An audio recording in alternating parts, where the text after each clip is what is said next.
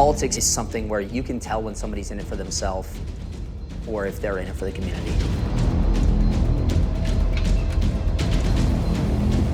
My life is amazing. I don't need to be in politics. I don't need a career change, but somebody's got to do it.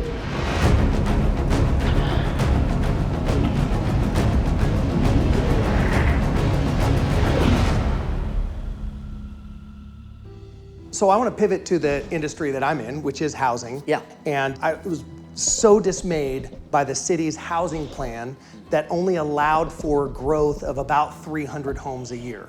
Woefully out of touch, woefully deficient. How do you effectuate change within that? Effectuating change is changing a mentality. And the reality of the situation is that the growth is happening and has happened. We need to accommodate it. If we don't, who is the most affected?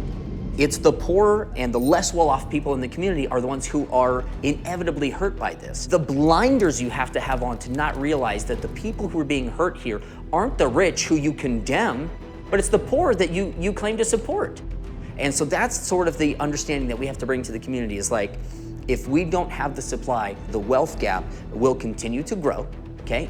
And the people who are poorer are gonna become more and more poorer, more and more dependent on government services, more and more dependent on other people, as opposed to getting out of the way and allowing the developers and the builders to actually build and create a pathway to success for the most needy in the community.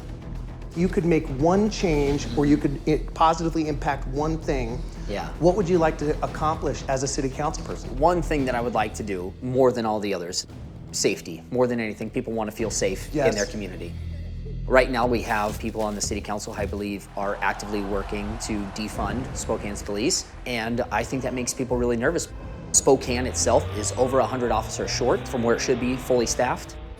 A lot of the more minor crimes go unchecked. That's why property crime is so high, because they're worried about much more serious crimes. As a matter of fact, I mean, now they just tell you to call crime check. I mean, don't even call 911, you know, if certain things have happened, you just call crime check. We'll get around to it. This community deserves is a safe place to raise a family. And that would be one of my big focuses, is making sure that our police department is fully staffed. We need mental health counselors. We need people who can respond to people in crisis, and that's a really big deal. But we also need people who can respond to domestic violence and can respond to violent crimes, burglaries, you know, murders. I mean, we need people who can respond to those. For me, that's the biggest thing I want to make sure, is that my community is safe, that I'm not worried about my son walking down the road. You are the founder of Bingle Enterprises, which incorporates a lot of different things that you're into. Tell us a little bit about that.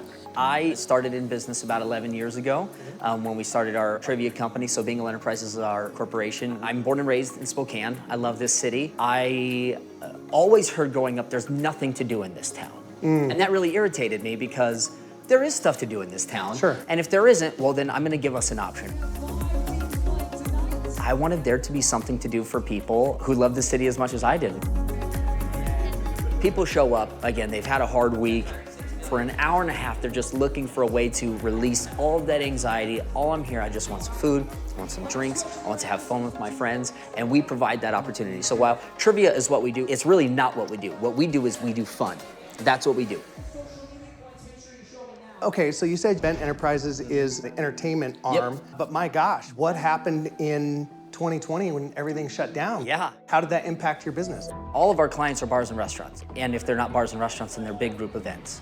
And so when the government said bars and restaurants are closed, you can't do any big events, and that really cut our legs out from underneath us. We tried to pivot to doing stuff online because lots of people were looking for things to do. We invested a lot into an app, tried to monetize being online, but the problem was that my competition wasn't just another smaller trivia company or something like that, because we had the largest local trivia company in the Northwest. Now I was up against Disney and Netflix and Hulu. It was tough for us, and then when that happened, and looking at the next few years, I didn't think that there was gonna be a time where we could really get our business to where it was. And with that responsibility that I have to my wife and my baby, we decided to start another business that was essential, and that's why we started our contracting business, and thank God we did. I mean, that business has been terrific for us, and so no complaints. Entrepreneurship has become really popular. And it's become so popular that I actually call it wantrpreneurship. In other words, the reason I say that is they like the idea of being an entrepreneur. And they want that. What most people don't want to do is do the work that it takes, because your business is only going to succeed to the level to which you grow, right? The most successful businesses have leaders who have an idea of serving the people that are within their organization and serving their client to a greater degree than anybody else. What other advice would you have for these folks who like the idea of entrepreneurship and want to create a successful business? Yeah, so there was a great book written by a guy named Art Williams, and he wrote this book called Pushing Up People, right?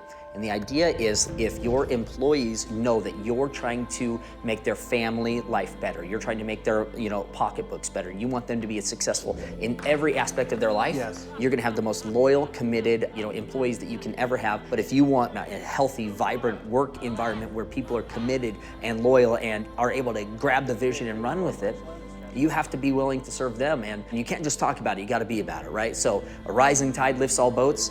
You have to be the one leading the way. So Jonathan, listen, you've got a lot of stuff going on with the campaigning and your business, and you've got a 15-month-old son. Thank you so much for spending the time and giving us a chance to highlight some of the things that you're wanting to accomplish. I really appreciate you taking the time. I appreciate you giving me the opportunity. Thank you.